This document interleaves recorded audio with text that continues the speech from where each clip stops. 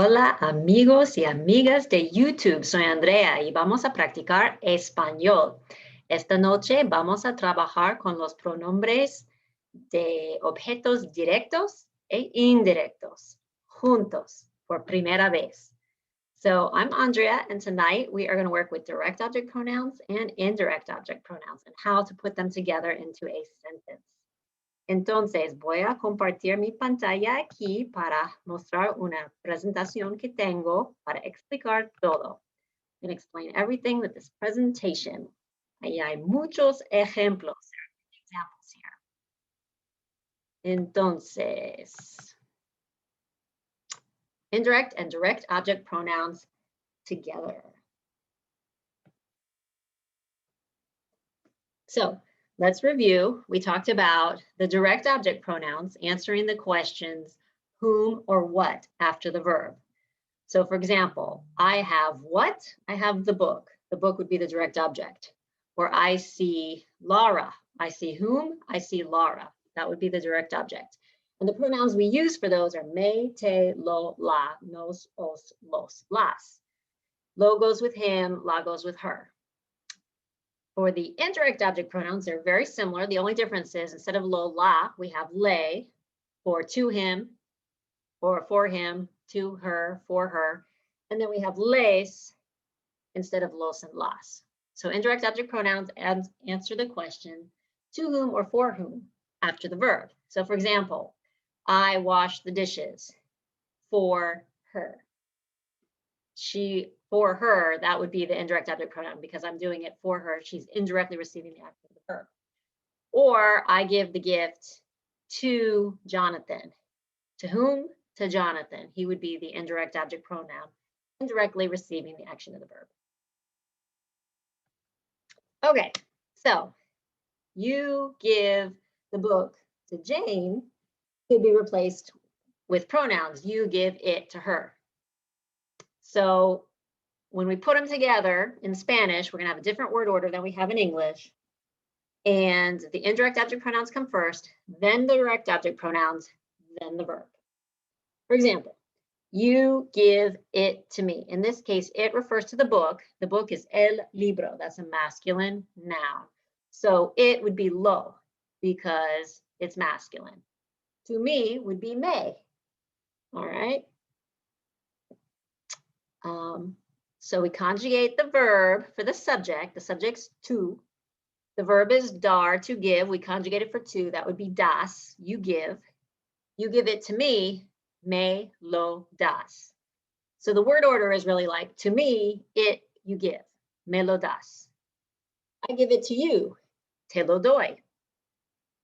If we want to make those negative, the no comes before the pronouns, not between the pronouns or between the pronouns and the verb. It comes no, then the indirect, then the direct, then the verb. It's got to be in that order. You don't give it to me, to no me lo das. I don't give it to you, yo no te lo doy.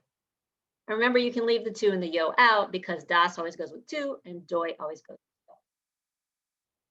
yo. All right, now, only thing that makes this a little bit tricky is if you have le, lo, or le, la, or les, lo, or les, la, or le, los, too many L's, right? So the le or lace changes to say when followed by either lo, la, los, or las. And that avoids too many L's.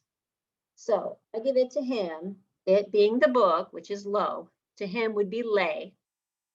In this case, we don't say le lo doy, we say lo doy.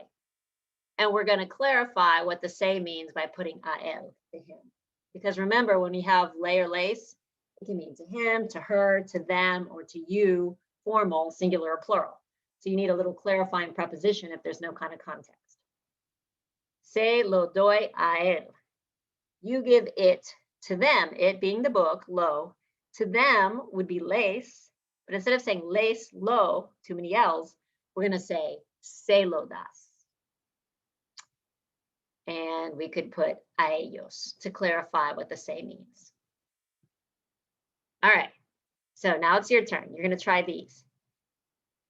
In all these cases, it is referring to la bolsa, which is feminine. So it is going to be la. okay? I give it to you. To you, informal singular. Okay, to you is going to be te. And it, we said, was la. I give, yo doy. So how are you going to put it all together? Te la doy. I give it to you.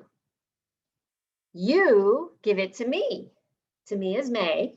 It is la. And you give would be das. So here it is all together. Me la das. What about she gives it to him? She gives would be ella da. It, we know, is la, because it refers to la bolsa. And to him, that would be le. Okay, but we don't have le la. Le is going to change to se, so it's going to be se la. Ella se la da a él. And a él just clarifies what the se refers to. Here's one. We give it to them. We give is damos. It is still la for la bolsa. To them would be les. But remember, that's too many L's. If we had les la, that would sound funny. So les is going to change to se. Se la damos a ellos. How about they give it to us? They give is ellos dan. It is la. And to us, nos. Ellos nos la. Ellos nos la dan. And finally, he gives it to her. He gives el da. It is la. To her is le. But remember, we can't have le la. The le is going to change to se. So what do you think? Él se la da a ella. And a ella is just clarifying what se refers to.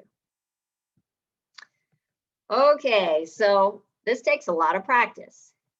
But once you get it, you are going to be able to make a lot of sentences about who gives what to whom or who says what to whom. All kinds of very useful sentences in Spanish. It's a really necessary skill. So I hope this has helped, and I hope you will join me next time because we're going to look at the gustar type verbs that use indirect object pronouns, and they are also very, very common, very, very useful, and something that you need to master as you are progressing in Spanish. Buen trabajo y nos vemos la próxima vez.